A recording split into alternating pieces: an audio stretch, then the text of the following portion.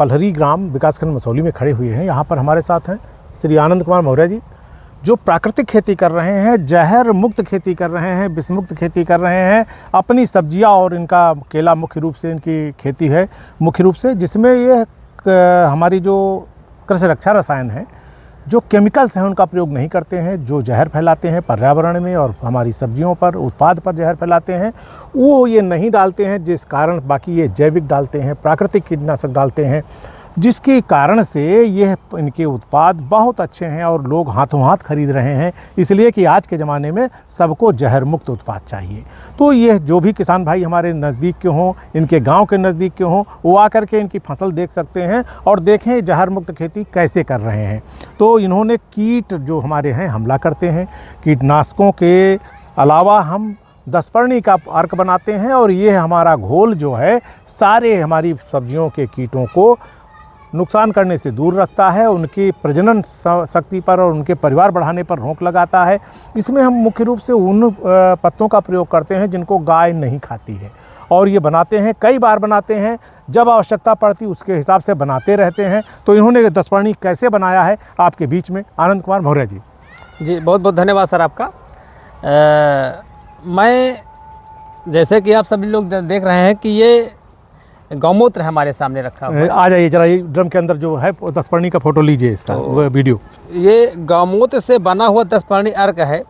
10 पर्णी इसका नाम इसलिए पड़ा क्योंकि जो गाय पत्तियां नहीं खाती है, उन पत्तियों को हम एक निश्चित मात्रा में इसमें डाल देते हैं। 30 से 45 दिन के बाद ये 10 पर्णी अर्क के रूप में हमारा गौमूत्र परिवर्तित हो जाता है। उसको हम कीटनाशी जीव प्रबंधन के अंतर्गत जब 15 लीटर पानी में इसका छिड़काव करते हैं तो इसमें किसी भी प्रकार का कोई कीड़ा मकोड़ा फसल के हमारे नज़दीक नहीं आता है और हमारा उत्पादन घटता नहीं है और उसका अच्छा लाभ मिलता है। तो इसकी जो बनाने की विधि है वो इस प्रकार की है कि इसमें जो है सबसे पहले हम नीम की पत्ती लेते हैं आधा किलो, हम इसमें धतूरा की पत्ती लेते हैं आधा किलो, मदार की पत्ती लेते हैं, बेहैया की पत्ती लेते हैं, इसमें हम तंबाकू की पत्ती लेते हैं, इसमें हम भांग है, इसमें हम गांजा है, उन करंज की पत्ती इसमें लेते हैं, और इसमें हम लहसुन की पत्ती लेते हैं, इसमें प्याज की पत्ती लेते हैं, इसमें हम लहसुन की कली लेते हैं आधा किलो, और इसमें हम आधा किलो हरी मिर्च लेते हैं, और इसमें एक चीज़ और ऐड किया है मैंने अपने हिसाब से, वो क्या है, वो है अदरक। वो हम 250 ग्राम इसमें जो है डाल करके, और हमने इसको 45 दिन नेट सड़ाया है। सड़ा करके फिर इसको छान करके मैंने रखा। ये हमारा 10 पर्णी अर्क तैयार हो गया है। इसके छिड़काव से 15 लीटर में कितना मिलाते हैं? 15 लीटर में आधा लीटर पानी, 15 लीटर पानी में आधा लीटर ये हम 10 पर्णी आधा लीटर चला करके आधा लीटर मिला लेते हैं, और उसको हम अपनी फसल पे छिड़काव करते हैं, जिससे कहीं ना कहीं नाइट्रोजन का भी ये पूर्ति करता है।